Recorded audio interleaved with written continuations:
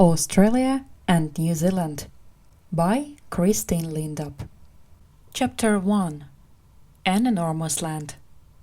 What kind of country is Australia? Firstly, Australia is big, 7 million square kilometers.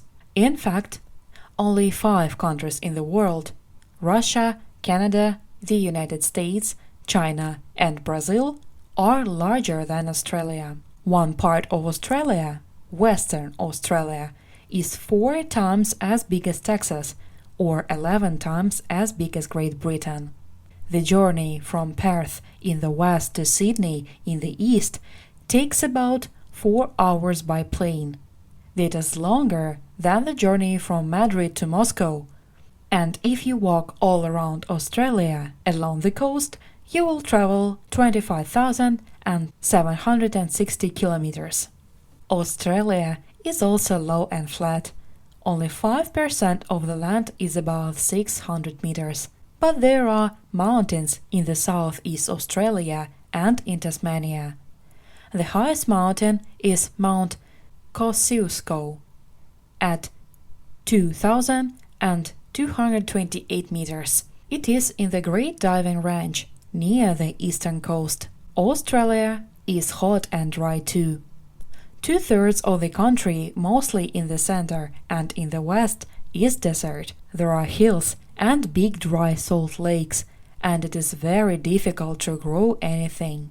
The temperature is often 35 degrees or more in the summer months, and not many people live there. There are some big rivers, like the Murray-Darling, which is 2,700 kilometers long, but in parts of Australia it sometimes doesn't rain for years, and 80% of the country gets less than 600 millimeters of rain a year. In the north, half of the year is wet and half is dry. From November to April, heavy rain fills the rivers and makes enormous lakes where thousands of birds come for the summer. From May to October, the north is often sunny and dry for weeks, and it is a popular place for winter holidays in the sun. Winter holidays? On this side of the world, of course, the seasons are different from seasons in the northern countries. December is in the summer and June is in winter. Tasmania is cooler and wetter than the rest of Australia, with high mountains, thick forests, and some of the world's oldest trees. So, although it is true that much of Australia is flat and dry, it also has hills and mountains, rainforests, deep river valleys, and wonderful beaches. In all of this enormous country, there are only 20 million people. Most of them live close to the coast in the east, southeast, and south of the country, where the summers are warm and the winters not too cold. There are only 2.6 people to every square kilometer in Australia, one of the lowest numbers in the world. In fact, this means that there are large part of the country with very few people at all. And 84% of the people in Australia live on just 1% of the land. Chapter 2. Australia's past. The first people in Australia were the Aborigines, who came more than 40,000 years ago from Southeast Asia. Chinese sailors visited 2,500 years ago, and much later Dutch sailors came. Willem Janszoon in 1606 and Abel Tasman in 1645. The Dutch made maps of the north and west coasts of Australia, but they did not try to live there. Then, in 1770, the British sailor Captain James Cook landed on the east coast and said that Australia now belonged to Britain. Nobody asked the Aborigines about this, and it was the beginning of the terrible time for them. Until the 1780s, Britain had sent convicts to the United States when it had too many of them for its prisons. After the Americans won the War of Independence in 1783, the British had to find a new answer to this problem, and the answer was Australia. In May 1787, 11 ships sailed from Portsmouth in England carrying 772 convicts. They reached Port Jackson, now Sydney, on the 26th of January 1788. Life was very difficult, and the convicts had to work very hard, making roads, buildings, and farms. In 1803, convicts were sent to Tasmania too. A few years later, people began to come from Britain because they chose to make a new life in Australia, and they went to live in South Australia, Victoria, and Queensland, as well as New South Wales. In 1851, gold was found in New South Wales and Victoria. Thousands of people were looking for gold, first Australians, then people from North America, Britain, Ireland, New Zealand, and China. In 10 years, the population grew from 400,000 to 1,200,000. With the gold came new roads and railways and growing cities. On the 1st of January 1901, the 6 Australian states, New South Wales, Victoria, South Australia, Queensland, Western Australia, and Tasmania became one country. Britain was still very important to Australia. Many people left Britain for a new life in Australia, but they still called Britain home. During the First World War, 1914-1918, thousands of Australian soldiers went to fight for Britain in Europe, and more than 60,000 of them died. In the Second World War, 1939-1945, Australians fought in Europe and Asia, first helping Britain and then the United States. After 1945, the Australian government realized that Australia needed more people, and they opened the country to immigrants. People still came from Britain, but others came from countries like Italy, Greece, Germany, the Netherlands, Turkey, and Lebanon. Since 1945, more than 6.5 million people have moved there. And recently, people from countries like Vietnam and Cambodia have moved there too. Chapter 3: 8 Cities and the Outback. In each of Australia's 6 states, New South Wales, Victoria, Queensland, South Australia, Western Australia, and Tasmania, there is a large city which is near a river and near the sea. More than half of all Australians live in these 6 cities, and many others live near to them. In fact, most people live only a few kilometers from the sea. Sydney, in New South Wales, is the oldest and the biggest city, with 4.2 million people. It is built around an enormous harbor. Some say that it is the biggest natural harbor in the world. It is a busy modern city, and its tall buildings are the center for a lot of Australian business.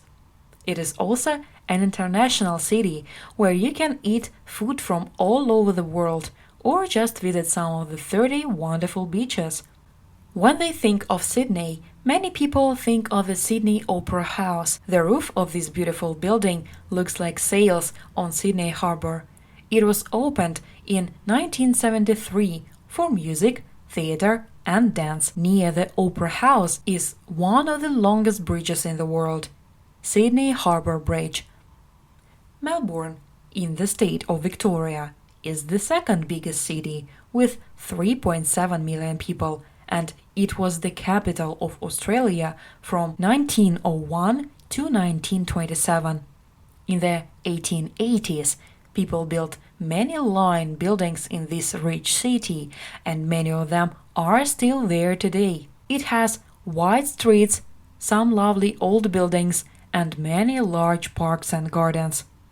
Like Sydney, It is home to many immigrants and it has a large Chinatown. Melbourne's theatres and pubs are famous and it is a popular center for art, music and festivals of many kinds. Brisbane is in Queensland on the east coast. Here, the temperature can get very hot and you can still find steel houses, wooden houses on tall posts, which let cool air under the house. Brisbane is an important center for business, and many tourists also come to visit the city on their way to the beaches of Queensland or the Great Barrier Reef. Adelaide, in South Australia, is called the City of Churches, and it is also famous for its city plan, which put parks all around the city center. It has famous festivals of music, theater and film, and the Womadelaide Festival of World Music and Dance. From Adelaide, many visitors travel to Barossa Valley, where German immigrants began making wine in the 19th century. Some of Australia's best wine comes from here today. Perth is a long way from the other cities in Western Australia by the Indian Ocean. The land in the west has plenty of gold, oil and valuable minerals, so Perth is a rich city. About 1/3 of the families in Perth own a boat, and swimming and sailing are a part of life for nearly everybody. Hobart in Tasmania is a smaller, quieter city with a busy harbor from which boats sail to French and Australian scientific stations in Antarctica. The city began in 1803 with 433 people, 280 of them convicts. Now it has a population about 180,000 people. Visitors to Hobart often go on to see Port Arthur, where the first convicts lived. Finally, there are two more cities, Darwin and Canberra, that are in territories, not states. The Australian government has more power over what happens in the territories than in the states. Darwin, in the Northern Territory, has no tall buildings, only long, low ones, because during the summer storms the winds are sometimes very strong. In 1974, a storm called Cyclone Tracy killed 67 people and destroyed nearly all the buildings in Darwin. Many Aborigines and immigrants from Asia live in the city, and there is a big army base here as well. Canberra is in the Australian Capital Territory. Like many countries, for example Brazil and the United States, Australia has a special part of the country which is just for its capital city. Canberra is the newest of the Australian cities, and its name is an Aboriginal word meaning meeting place. It is also different from the other cities because it is a long way, 120 kilometers from the sea, although it is on a river, the Molonglo. It was designed by the American Walter Burley Griffin in 1912 and became the capital of Australia in 1927. This beautiful city has thousands of trees and a big lake in its center. Canberra is the home of many important national buildings like Parliament House. The Australian government meets here, and many of the people in Canberra work for the government. If you leave the cities and go to the hot center of Australia, you will find yourself in the outback. The outback is more than 2/3 of Australia, but its population is less than 100,000. Many people live on sheep or cattle stations, which are enormous farms. There are a few cattle stations in Australia, which are each as large as the country of England. The nearest neighbor is perhaps 100 kilometers away. The nearest city 1,500 kilometers away. People travel by road or by air. On the roads, you can often see road trains carrying cattle from the cattle stations. Small aeroplanes are used to take people, food, post, and machines to places that are far away from the towns. Aeroplanes are also necessary for the flying doctors. At special times each day, people in the outback can speak to a doctor by radio and get help. Each station or house keeps a box of medicine so that the doctor can say, for example, "Take 2 of medicine number 6. If things are more serious, a plane will bring a sick person to hospital or take a doctor to see them." Planes in the flying doctor service fly about 45,000 kilometers every day. Children in the outback use the schools of the air. When these began, teachers spoke to the children by radio and sent them their work by post. Now they use the internet to stay in touch with each other and with their teachers. Once a year, all the children spend a week together. The younger children go to Alice Springs, and the older children go to a big city like Sydney or Adelaide. This gives them the chance to spend time with children of their own age. Alice Springs is the largest outback town with a population of 26,500 people. For about 100 years, it was just a small group of houses and shops, but recently the population has grown because it has become an important tourist center. You can travel here by train from Adelaide or Darwin, and many tourists come to Alice Springs on their way to Uluru, the great rock in the desert. The first white people who came to the outback used camels to carry themselves and their luggage.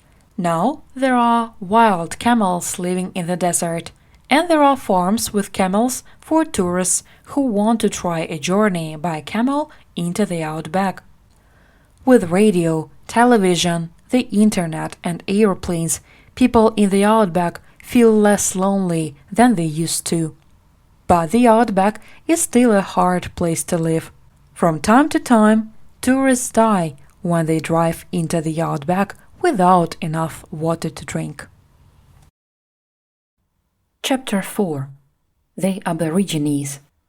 When British people came to Australia in 1788, they gave the name Aborigine to the people they found there. About 300,000 Aborigines who lived in Australia at that time belonged to more than 300 different groups, and each group had its own land and language. They traveled to different parts of their land during the year to find food and water. They ate plants and fruits and caught animals and fish. They did not own many things, and their only buildings were houses made from branches and leaves. This way of life did not damage or destroy the land where they lived. At special times, Aborigines came together in big groups. They painted their bodies and sang, danced, and made music. They believed that a long time ago the world was made by animals, plants, and humans together. This time was called Dream Time, and there are many songs, stories, and pictures about it. After 1788, the way of life suddenly began to change. The new Australians thought that because the Aborigines moved from place to place, the land was not important to them, so they took a lot of Aboriginal land and water. In fact, the land was at the center of Aboriginal life. Thousands of Aborigines died in fights with the British or from the diseases that they brought to Australia. What happened in Tasmania is a terrible example. In 1804, there were between 4,000 and 6,000 Aborigines there. In 1831, there were 190. By 1876, there were none. Between 1900 and 1930, special places were made where the Aborigines had to live, far away from other Australians. There were now between 50,000 and 90,000 Aborigines living in Australia, and life was very difficult for them. They could not own land, they could not get jobs very easily, and their children could not go to school with white children. Nobody counted the Aborigines in the Australian population. Some people thought that there was no hope for the Aboriginal people and many of their languages disappeared. In fact, after about 1940, the number of Aborigines began to grow again, and now there are about 460,000 in Australia, about 2.4% of the population. In some ways, life is better. For example, some of the land that the British took now belongs to the Aborigines again. By 2002, the Aborigines owned 14% of Australian land. But for lots of Aborigines, life is still difficult. Most now live in cities and towns, away from the land. The state with the largest number of the Aborigines, for example, is not an outback state like Northern Territory or Western Australia. It is New South Wales. Although some have been successful, many feel that they belong neither to Aboriginal Australia nor to White Australia. Aborigines have more health problems and short lives, about 17 years shorter than white Australians. They leave school earlier and it is harder for them to get jobs. Many of them find the way to prison. About 20% of the people in Australian prisons are Aborigines, and they often have serious problems with alcohol. In recent years, people have begun to talk about another part of Australia's history. Between 1900 and 1969, many children, perhaps as many as 100,000, were taken away from their parents. Usually, they were children with the Aboriginal mother and the white father. They went to live in schools or with new parents, away from their homes and their own way of life. Many of them never saw their families again, and some didn't even know that they were part Aboriginal. In the late 1980s, people began to talk about this. In 1989, the first National Sorry Day was held in Australia to say sorry to the children who were taken away. Not all Australians agree about what happened, but they do now know about this dark time in Australia's past. The film Rabbit-Proof Hands made a lot of Australians think about the problems of Aborigines in the past and in the present. At last, now, in some cities, Aborigines are helping each other to learn about the Aboriginal way of life. Young people are taken to the country, where older Aborigines teach them the songs, dances, and way of living of the Aborigines of the past. And perhaps more white Australians are beginning to realize that they can learn a lot about their country from the Aborigines.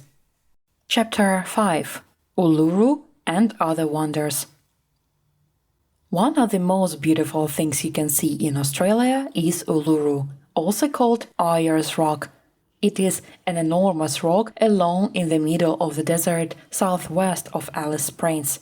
It is 3 kilometers long and 348 meters high, but there are another 2,100 meters under the ground. Uluru is 600 million years old, and for a long time people thought that it was the largest rock of its kind in the world. In fact, Mount Augustus in Western Australia is 2.5 times as big as Uluru. Thousands of tourists come each year to walk around it and look at it. The best time to see it is at the end of the day, when its color changes from yellow to gold, red, and then purple. Some visitors like to see Uluru from a plane. Others ride out into the desert to see it from a long way away. Uluru is a special place for Aborigines, and it belongs to the Anangu, Aboriginal people of the Pitjantjatjara group. Then there is a Great Barrier Reef. At 2,500 kilometers, it is the world's longest coral reef. Parts of the reef are 20,000 years old, and 1,500 different kinds of fish live there. It is very popular with tourists who come to visit the islands and beaches, swim in the clear, warm water, and take boat rides to see the fish and the coral. Paddy, which is about 846 kilometers northwest of Adelaide, is a really extraordinary place. The beautiful blue-green stones called opals were first found here in 1915, and more than 90% of the world's opals come from here. But it is very hot and dry, from 35 to 45 degrees day after day in the summer. So, most people live under the ground in houses which are dug out of the rock. Here they can stay cool, and if they want a bigger house, they just dig another room. Paddy's first tree was made of metal, and you can still see it on a hill outside the town. The Aboriginal name, Paddy, actually means white man in a hole. Lakes are usually cool and wet, but not in Australia. The big lakes of the desert are dry most of the time. Enormous Lake Eyre, which is 210 kilometers long and 65 kilometers wide, was dry for 100 years until 1950, and the lake is only full of water about once every 8 years. But now, there is a Lake Eyre Yacht Club. When it rains, people who belong to the yacht club go to the lake to sail, while they can. Lake Mungo in New South Wales has had no water for 16,000 years. Another interesting place to visit is the Bungle Bungle Range in the Purnululu National Park in Western Australia. Here, there are strange orange and black hills made into round shapes by the wind and rain. There are also many kinds of birds and animals here, and Aboriginal paintings. In Tasmania, 43% of the land is covered in forest, and some of the tallest trees in the world are here. Some of the oldest trees are here too. Huon pines can grow for 3,000 years or more. There are 17 different parks with beautiful beaches, lakes, and rivers, and there are hundreds of different walks that you can take. Finally, there is the Todd River Regatta, a festival of boat races which happens every year on the Todd River in Alice Springs. The river is nearly always dry, so special boats are built for the races. These boats have sides but no bottom. The sailors stand inside them and carry the boats as they run along the dry riverbed. There are races for boats with 2 people and races for big boats with 10 people. The races end with a big water fight. Hundreds of people come to see these crazy races and enjoy the day. Chapter 6: Sheep, Cattle, Minerals and Wheat. Australia is a rich country, and life there is good for most people. Where does its money come from? Sheep, cattle, minerals, wheat, fruit, and wine are some of the answers. Sheep have been important since the end of the 18th century. Most Australian sheep are Spanish Merinos, which were first bought there in 1797. Merinos are strong animals and live happily in warm, dry places. Now, 20% of the world's sheep live in Australia, mainly in New South Wales and Victoria, and 25% of the world's wool comes from there. Cattle are found mostly in the drier parts of the north and center, and cattle stations cover 1/4 of Australia. The meat from Australian cattle is sold to countries all over the world. Gold made Australia rich in the 19th century. Since then, silver, other minerals, and oil from the Northern Territory, New South Wales, and Western Australia have made millions of dollars for Australia. But not everyone is happy about this. Digging for minerals often destroys the land, and there can also be problems when minerals are found on Aboriginal land. Western Australia and New South Wales grow a lot of wheat, which is sold to the USA, China, and Japan. Australia grows other kinds of food too. In Queensland, they grow bananas. Further south, where it is less hot, apples are grown. And in recent years, Australia has been making very good wine too. Australian wine is sold to more than 90 countries, and the most important markets are the USA, Britain, Canada, and Germany. Australia also sells fish, sugar, and wood to other countries. When you look at everything that Australia sells, the largest part goes to Japan, followed by China, South Korea, and the USA. But these days, Australia is like many other rich countries, because now most of its workers do not work in factories or on farms. 2/3 of them work in shops, offices, banks, or schools, and nearly 70% of Australia's money comes from the work these people do. Chapter 7. A Faraway Land. New Zealand is a long way from everywhere. 3 hours by plane from Australia and about 26 hours by plane from Britain. It is a country of islands. The North Island and the South Island are the main ones, and there are many smaller ones. It is a long, narrow country. Nowhere in New Zealand is more than 130 kilometers from the sea. It is a little larger than Great Britain, but Great Britain has a population of 60 million, and New Zealand has just 4.1 million people. It is an exciting and surprising land, as well as mountains, forests, lakes, deserts, and rivers. There are places where hot water and steam explode out of the ground. The weather in New Zealand is usually not too hot and not too cold. There is lots of sun, but plenty of rain, and the weather often changes quickly too. The hottest months are from December to February, when it is usually between 20 and 30 degrees, and the coldest months are June to August, when it is between 10 and 15. The warmest part of New Zealand is the north or the North Island. It is a young country too. Nobody lived there until the first Maori people landed there about 1,000 years ago, and the first British people came to live there around 1840. The oldest tree in New Zealand is more than 1,200 years old, but you will not find any buildings that are more than about 200 years old. And in New Zealand today, more than half the people are under 34 years old. If you travel from the top of the North Island to the bottom of the South Island, a journey of 2,000 kilometers, you will see a lot of different kinds of countryside.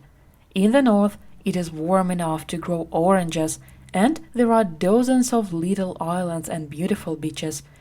South of the city of Auckland, you travel through the green hills near the Waikato River to the center of the North Island. Here, there is a group of 3 high volcanoes, Ruapehu, Ngauruhoe, and Tongariro. Sometimes, fire and steam come out of these mountains. This happened in 1996 and again in 2006. The North Island's main rivers, the Waikato, Wanganui, Rangitiki, and Rangitaiki, all began near the center of the island. Water from the Waikato, which is 425 kilometers long, makes electricity for New Zealand. In the South Island, the mountains called the Southern Alps go almost from one end of the island to the other. Near the center of the island is New Zealand's highest mountain, our Rocky Mount Cook, which is 3,754 meters high. There are many lakes and rivers, and it is a very popular place for sport, skiing in the winter and water sports on the lakes in the summer. Between the mountains and the east coast are the Canterbury Plains, wide flat land where there are a lot of farms. On the other side of the island is the wild west coast. Few people live here now, but once thousands came here looking for gold. Continue south and you come to Fjordland. Here, you can travel by boat along Milford Sound, 16 kilometers of deep water with thick forest on each side and the beautiful mountain of Meter Peak at the end. Your journey from the top to the bottom of New Zealand ends at Stewart Island, or Rakiura, New Zealand's third island. It is a good place to see the southern lights, beautiful red and green colors in the night sky. Chapter 8: New Zealand's Past. About 1,000 years ago, the first Maori came to New Zealand. They traveled from islands in the Pacific Ocean to the country that they called Aotearoa, the land of the long white cloud. At first, they lived in both islands, but later they lived mainly on the coasts and rivers of the North Island. In 1642, the Dutch sailor Abel Tasman visited New Zealand and gave it its name from Zeeland, Sealand, which is a part of the Netherlands. Captain James Cook visited the islands 4 times between 1769 and 1777, sailed all the way around them and made the first map of the country. In 1840, Captain William Hobson wrote the Treaty of Waitangi. This said that the Queen of Great Britain, Queen Victoria, was now Queen of New Zealand too. About 40 Maori chiefs agreed to this, and later another 500 did so. But when more British people came to live in New Zealand, fighting about the land began between the Maori and the British. The fighting finally ended in about 1870. In 1863, gold was found in the South Island, and thousands of people hurried to New Zealand to look for gold. Later, thousands more people came from Britain to the new country. In 1871, the white population was 250,000. 10 years later, it was 500,000. New Zealand became a kind of big British farm, sending meat, butter, and cheese back to Britain by ship. The young country was not afraid to try new things. In 1893, New Zealand was the first country in the world to let women vote. In 1830s, the New Zealand government decided that all schools and hospitals should be free for all its people. And in 1987, New Zealand became a nuclear-free zone. This means that ships that use nuclear power or carry nuclear bombs cannot come into New Zealand waters, and that the country doesn't use nuclear power to make electricity. New Zealand soldiers fought in both world wars beside British and American soldiers, and most New Zealanders felt that they were still part of the great family of countries that once belonged to Britain. But there have been big changes in the country since the 1950s. From the 1950s to the 1970s, many immigrants came to New Zealand from Pacific islands like Tonga and Samoa, often to work in factories. And from the 1980s, New Zealand began to look first at the jobs that immigrants could do, instead of the country that they came from. This opened the doors to many people who had not been able to move to New Zealand before. Today, 250,000 people from Pacific Islands live in New Zealand and 250,000 from Asian countries. Between March 2005 and August 2006, something new and interesting happened in New Zealand. Women had the 5 most important jobs in the country. One of the 5 women was Queen Elizabeth II, who is the Queen of New Zealand, and 2 others were Helen Clark, the Prime Minister, and Dame Sean Elias, the country's top judge. It is the first time that this has happened anywhere in the world. Chapter 9: 5 cities. Auckland, the most northern of New Zealand's 4 main cities, has the biggest population. 1.2 million people live there. It is the biggest city too. To get from one end of Auckland to the other, you need to travel more than 50 kilometers. Auckland has two harbors of Manukau on the west coast and the Waitemata on the east coast. At the narrowest part of the city, it is only 1.5 kilometers from one harbor to the other. Many people in Auckland like sailing, and on fine days, Aucklanders love to swim and sail in the harbor. One of the Auckland's names is the City of Sails. Auckland has a modern business center with many tall buildings. Visitors like to go to the top of the Sky Tower in the center of the city. It is 328 meters high, and from there you can see the two harbors and many islands near Auckland's coast. People from all over the world live in the city, and it has the biggest population of people from the Pacific Islands of any city in the world. Wellington, at the southern end of North Island, has a population of 370,000. Although it is not the largest city, it is the capital, because it is close to the center of the country, and the New Zealand government meets there. Wellington is built on high hills around a lovely harbor and has lots of good shops and restaurants. It is also a center for film, music and theater. Parts of The Lord of the Rings 2001-2003 were filmed in and around Wellington, and you can take a tour by bus to see these places. Christchurch is the South Island's largest city with 367,000 people. It is a flat, green place. 1/3 of the city is parks and gardens, and it is called the Garden City. To many people, Christchurch is the most English city outside England. It was designed in England, and its river is called the Avon. The fourth city is Dunedin, which is the old name for Edinburgh in Scotland. In the 19th century, it was the center of New Zealand's business and its largest city, and many of Dunedin's most beautiful buildings were built at this time. It also has New Zealand's oldest university and the steepest street in the world. Baldwin Street is short but very steep, and every year there is a race to the top of the street and down again. It is, in fact, harder to run down Baldwin Street than up it. And now there is a fifth important city. Hamilton is about 130 kilometers south of Auckland, and it has a bigger population than Dunedin. It is in the center of some of New Zealand's richest farmland, and the Waikato River goes through the center of the city. It is growing quickly, and many immigrants choose Hamilton as a place to live. Chapter 10. Maori. Maori have lived in New Zealand for more than 1,000 years. When Captain Cook and his men landed there, they found a tall, strong people with brown skin and black hair.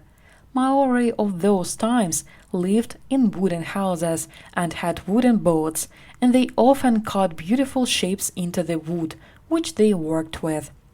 They caught birds and fish and grew sweet potatoes for food. They were also excellent singers and dancers. They were called Tangata Wenua, people of the land, because the land was a very important part of their lives. At this time, the Maori population was between 100,000 and 150,000. When the British came, it was in many ways not a good thing for Maori.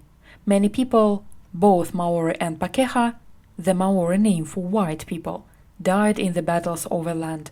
People still argue today about the land and who owns it, and many people feel very strongly about it.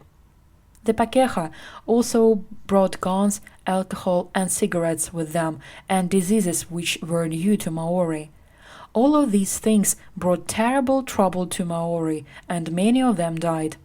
By 1900, the future seemed hopeless, and the Maori population was down to 50,000, but after a while the population slowly began to grow again. In the 20th century, many Maori began to live more like Pakeha. Sir Apirana Ngata, for example, was successful in Maori world. where he studied the stories, songs, and language of his people, and in the Pakeha world, where he worked in the New Zealand government. But not all the changes were good. Many Maori families left their own homes and moved to the cities, so the old Maori way of life began to die. And the Maori language was dying with it, because Maori children had to speak English, not Maori at school. But in the 1960s and 1970s, many Maori, especially young ones, began to think seriously about the future. They began to learn the Maori language and to learn more about the Maori way of life. People began to ask questions about Maori land too. Many Maori argued that the Treaty of Waitangi meant different things to Maori and Pakeha, and this meant that Maori had lost land that really belonged to them. In 1981, the South African rugby team planned to come to New Zealand. Teams from South Africa had visited many times before, but this time was different. Many New Zealanders, both Maori and Pakeha, became angry. They did not want New Zealand teams to play against the South Africans who only choose white players to play for their country, and who did not welcome Maori players into South Africa. But the New Zealand government refused to stop the South African rugby team from playing in New Zealand. People argued about this all over the country. There were some angry fights and some matches were stopped. People were realizing that Maori were an important part of New Zealand, and things began to change. Since 1975, the Waitangi Tribunal was listened to arguments about land and decided what should happen. There are more than 500 kohanga reo schools where very young children begin to learn Maori, and both Maori and Pakeha can learn the language at school. Maori is an official language, and there are Maori radio and TV stations. Some government offices work in both languages, and some place names have changed. For example, New Zealand's highest mountain was once called Mount Cook. Today, it is known as Aoraki Mount Cook, with its Maori and English names used together. Today, there are about 526,000 Maori people in New Zealand. That is about 15% of the population. There are still problems for Maori. Many of them have worse health than Pakeha, and it is more difficult for them to finish school, get jobs, and find good houses. And now there are many other people from the Pacific Islands, Asian countries, and countries in Europe who want a place in New Zealand as well. But Maori are sure to be an important part of New Zealand's future. Although they nearly disappeared 100 years ago, today their voice is becoming stronger again. Chapter 11. Wonders of New Zealand. Let's begin in Auckland.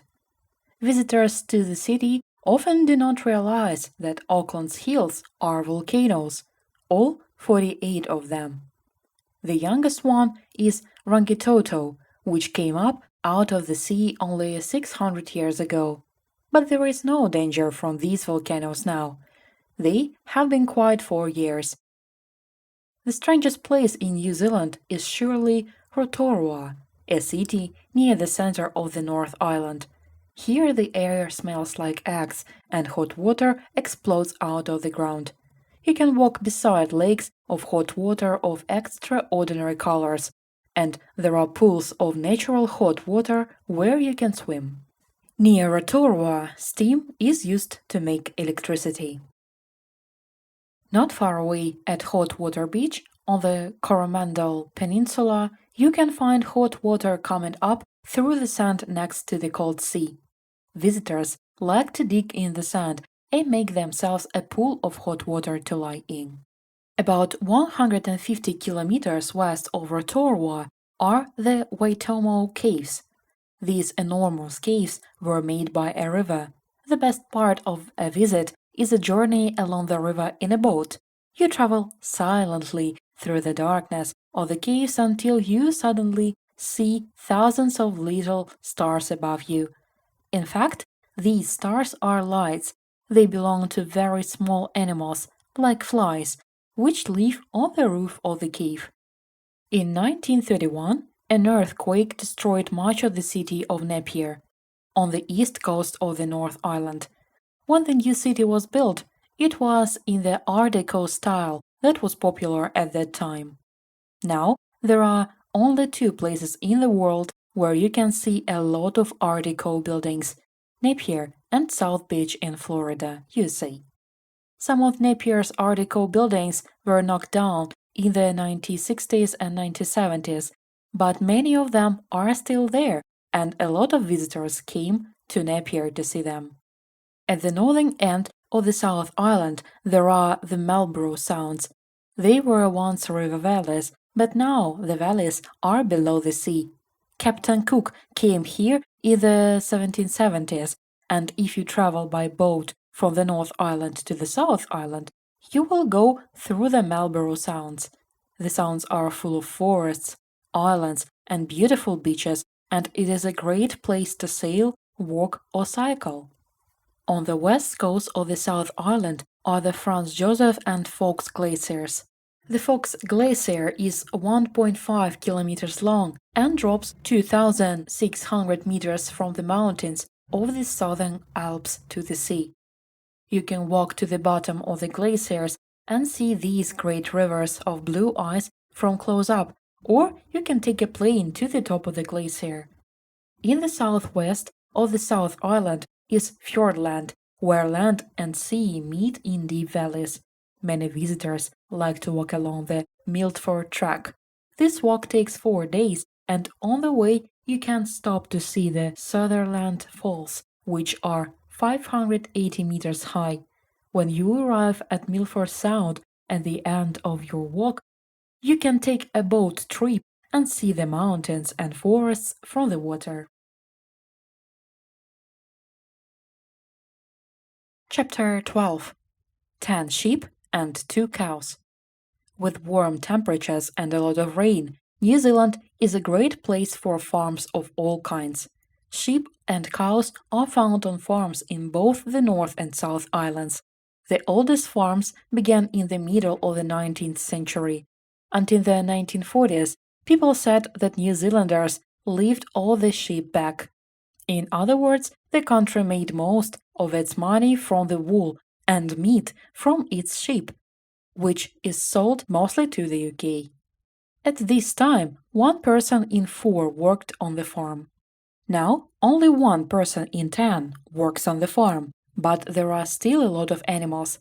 For every person living in New Zealand, there are 10 sheep and 2 cows, or about 40 million sheep and 8 million cows in the whole country. There are other farm animals too, of course, like chickens. A lot of fruit is grown here too. Apples, for example, and more recently kiwi fruit. Before the 1970s, not many people knew kiwi fruit outside New Zealand and China. Now, millions of these small brown fruit are sent all over the world from farms in the North Island. As well as New Zealand trees like rimu, totara, and kauri, which cover more than a quarter of the land, other trees are also grown for wood and paper. In the center of the North Island, there are large forests of trees that are cut and used in New Zealand and sold to other countries too. People have made wine in New Zealand for 100 years, but since the 1970s, it has become much popular, both in New Zealand and outside it. It is made in many parts of the country, but Hawke's Bay in the east of the North Island and Marlborough at the top of the South Island are especially famous for their wine. New Zealand also sells a lot of fish, especially to Asian countries, and New Zealanders are always looking for new things that they can grow and sell. Grapes and flowers are some of the new things on the New Zealand market. Chapter 13. Free time and sport.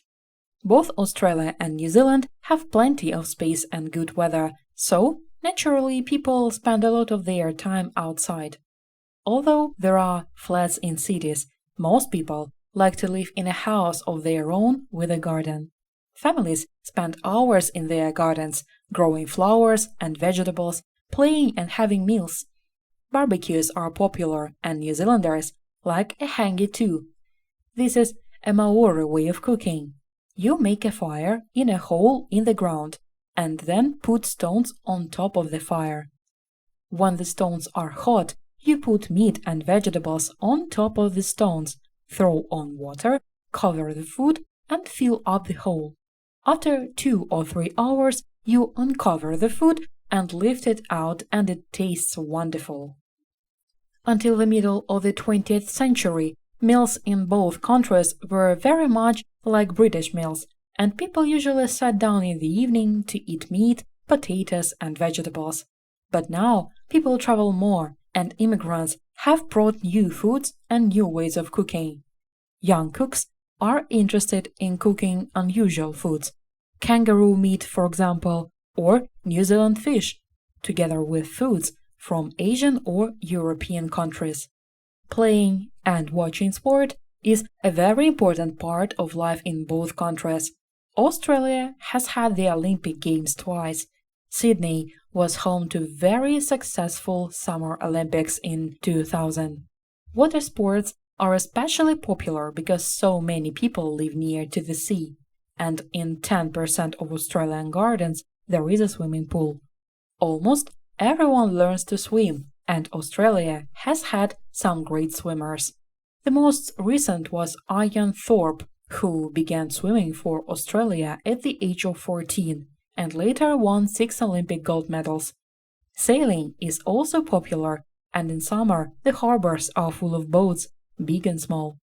In 1995 and 2000, New Zealand beat some of the best boats in the world to win the America's Cup, the world's top sailing race.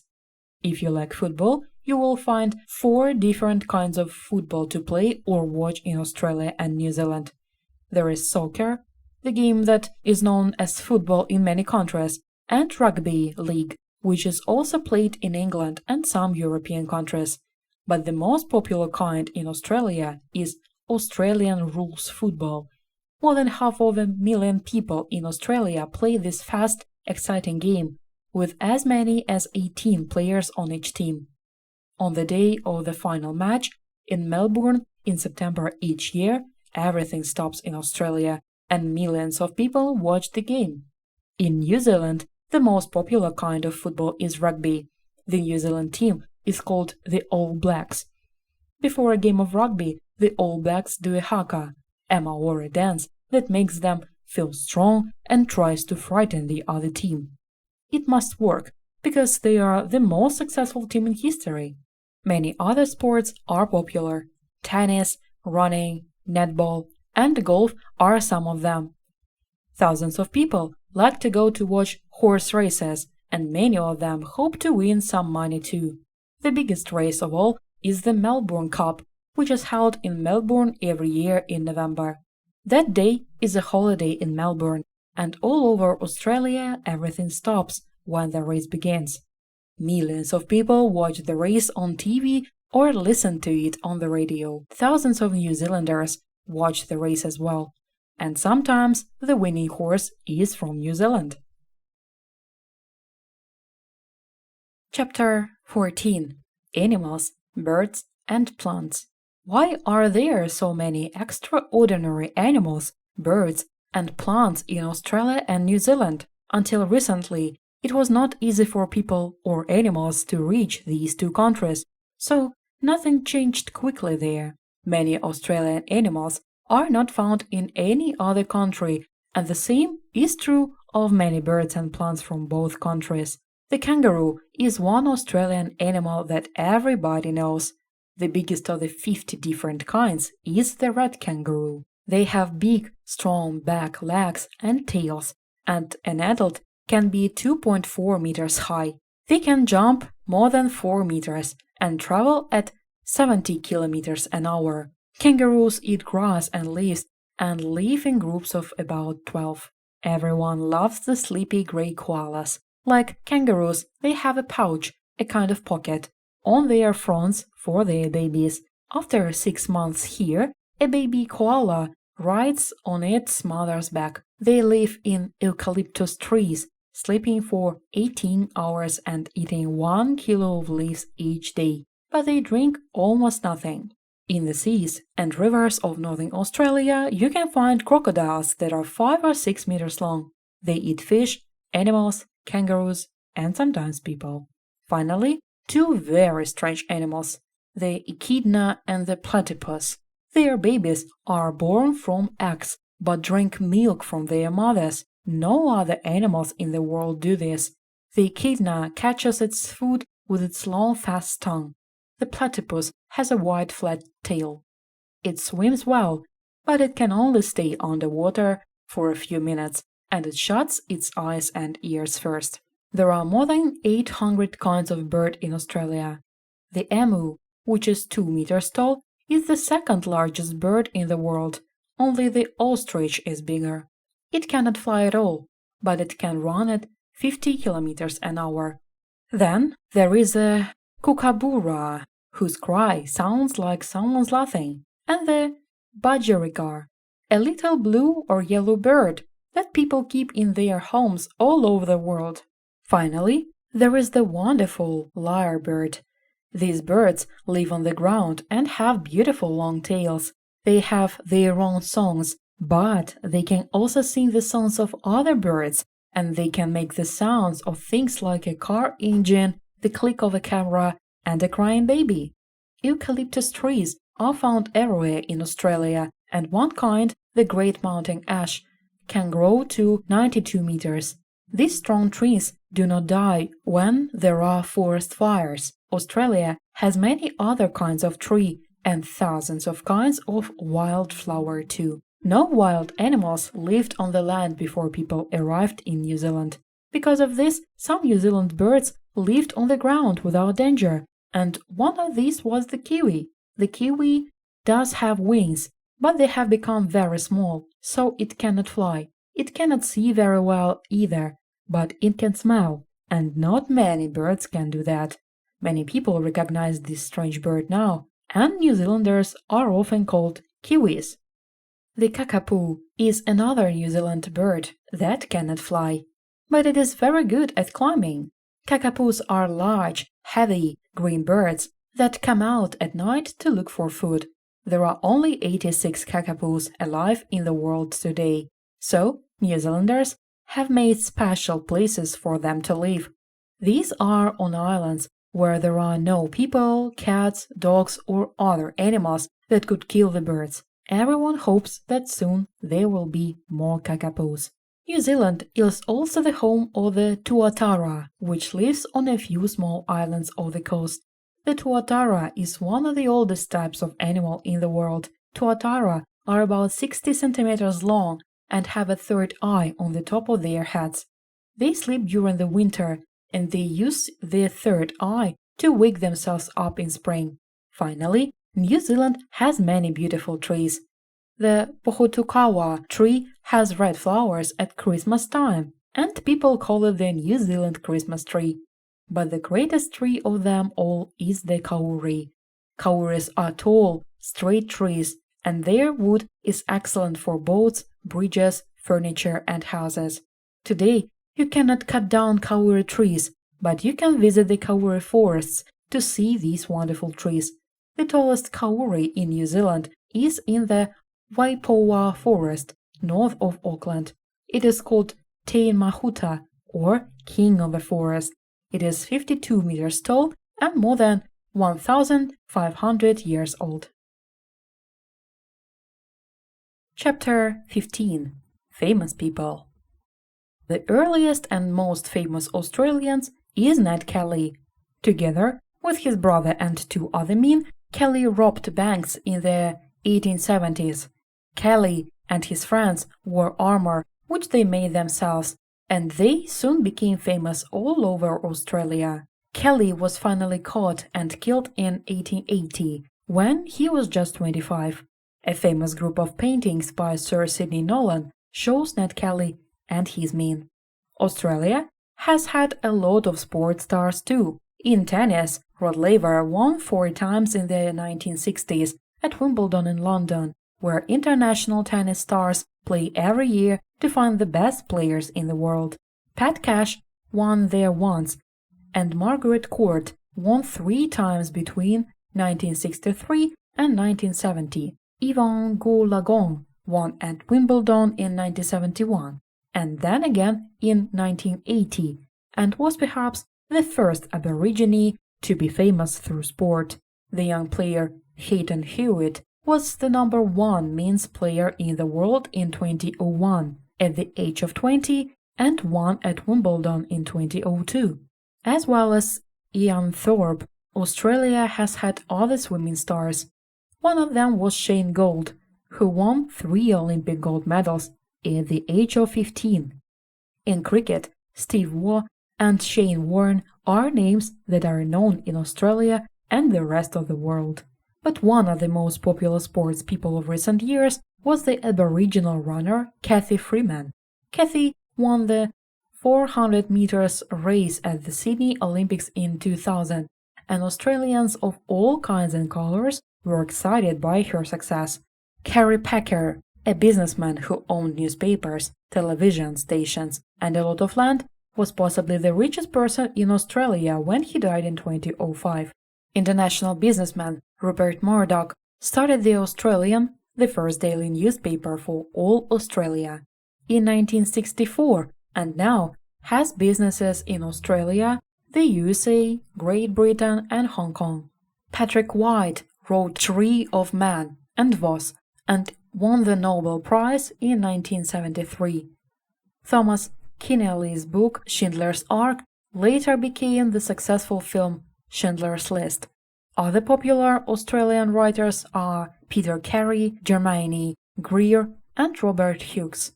The star, Mel Gibson, is famous for the Lethal Weapon and Mad Max films, and Braveheart, and more recently The Passion of the Christ. But now, Russell Crowe is Australia's biggest film star, after he won an Oscar for Gladiator, though Crowe was in fact born in New Zealand. Nicole Kidman and Cate Blanchett have both had international success. In 2006, Kidman was the highest paid woman in films, and at the top of the list of singers must be Kylie Minogue. She began on television, but is now known all over the world as a singer and dancer.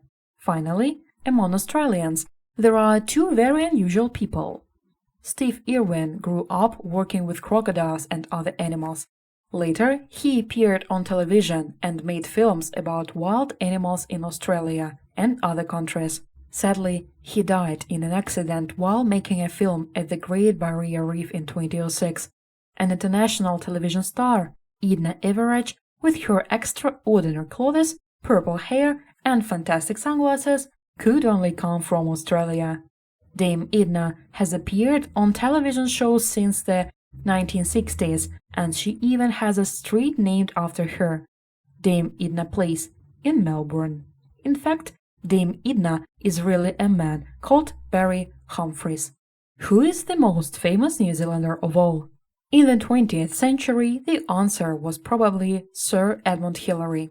On the 29th of May, 1953, Hillary stood on top of Mount Everest with a Nepalese climber, Tenzin Norgay, the first people in the world to do so. Later, Hillary returned to Nepal to work with the people of Nepal, and he helped to build schools and hospitals there. Bill Hamilton loved cars, boats and engines, and he wanted a boat that could travel fast on the shallow rivers of the South Island. So he invented the Hamilton jet boat. In 1960, 4 of these boats traveled 160 kilometers up the Colorado River in the USA, and soon people were buying jet boats all over the world. New Zealand has its sports stars too. In the 1960s, Arthur Lydiard began teaching young runners. 2 of them, Peter Snell and Murray Hallberg, went on to win gold medals in the Olympics. Bruce McLaren had international success as a racing car driver in the 1960s, and McLaren drivers have continued to win prizes since then. Every New Zealander can tell you stories about their favorite All Black, but one that everybody knows is Jonah Lomu. Tall, 1.96 meters, heavy, 119 kilos, fast and strong. Lomu played 73 times for the All Blacks between 1994 and 2002, and many people think that he was the first international rugby star. Sailor Sir Peter Blake was another favorite sportsman. He won the Whitbread Round the World race in 1989 and then managed the New Zealand Sailors that won the America's Cup twice. Sadly, he was murdered while sailing on the Amazon in 2001. Some other 20th century New Zealanders are Sir Peter Buck, Te Rangi Hiroa, who was the first Maori doctor and who studied the Maori way of life, Ernest Rutherford, who won the Nobel Prize for his scientific work, and Catherine Mansfield, who wrote excellent short stories. Dame Kiri Te Kanawa became famous as a singer and sang at the wedding of Prince Charles and Diana, Princess of Wales, in St. Paul's Cathedral, London. Perhaps the most famous New Zealander today is Peter Jackson. Jackson loved films as a child and began making them while still young. In the late 1990s, he started work on the 3 films of The Lord of the Rings, and they were enormously successful. The 3 films together won 17 Oscars. Jackson then made a new film of King Kong, which was also very successful. Although he is famous, Jackson still lives and works in New Zealand, and the 3 Lord of the Rings films were first shown there. He also has a small part in all of his films. In King Kong, he tries to shoot the animal from a plane. Chapter 16. Today and Tomorrow. In both Australia and New Zealand, you can find British and Aboriginal or Maori things side by side. To the people who live there, this is natural, but it sometimes seems surprising to visitors. In Australia, you can find very British place names like Melbourne, Brighton, and Liverpool next to Aboriginal place names like Mullumbimby, Wagga Wagga, and Goondiwindi. In New Zealand, British place names like Palmerston North and Hamilton are found with Maori place names like Wanganui. Once many white people talked about home and meant Britain, but that does not happen often now. People remember the past, but they add new things from the new countries. For example, at Christmas, many people come together to sing Christmas songs, but because it is summer, they can do this outside in summer clothes. Lots of people have a cold meal at Christmas, and quite often they will eat it outside or at the beach. But sometimes people have a big hot Christmas dinner in July, when the weather is colder. Other things are changing too. Australia began its modern life as a place where British could send its convicts. Now, it is a place that people want to visit. About 5 million tourists came to Australia every year, and nearly 400,000 of them are young people from Britain, the USA, and Europe. New Zealand began as a big farm growing food for Britain, and until the 1960s, more than half of New Zealanders' money came from sales to the UK. Today, those sales are worth only 5%. New Zealand's main customer now is Australia, and then the USA, Japan, and China. And Australians and New Zealanders are always looking for new things to do, make, or sell. Before the 1970s, for example, it was hard to think of the name of a film from Australia or New Zealand. But since then, people have made hundreds of films in both countries, and films like Shine and Crocodile Dundee from Australia and The Piano and Whale Rider from New Zealand have had international success. Think about bungee jumping too. In this sport, you jump from a high place, like a bridge, and fall a long way before a roll pulls you back up again. New Zealander A.J. Hackett thought that he could make a business from this, and he made a special rope for the job. In 1987, he showed bungee jumping to the world when he jumped off the Eiffel Tower in Paris, and now there are more places to go bungee jumping in New Zealand than in any other country. Now, On the roads that farmers drove along to reach their South Island farms, you will see tourists. Perhaps they are driving to bridges where they can go to bungee jumping, or visiting places that they saw in the films of The Lord of the Rings. In the past, Australians and New Zealanders often went traveling to Britain and Europe for a year or two when they finished studying. Many still do, but others also go to countries like Thailand, China, and Japan. Often, these young people are as interested in their own country and its neighbors as they are in Britain, on the other side of the world. In 1999, the government of Australia asked people, "Do you want Australia to be a republic with a president instead of a queen?" Although 55% of Australians said no, many people think that one day Australia will say yes, and then the Queen or King of the United Kingdom will no longer be the Queen or King of Australia. When that happens, perhaps New Zealand will do the same. You cannot just get in your car or onto a train and go to Australia or New Zealand. It takes a long time and quite a lot of money to get there. But there is one of the things that makes these two countries so special: kangaroos, kiwis, uluru, geysers, underground houses and kiwi fruit, and some of the friendliest people in the world. They are all waiting for you down under.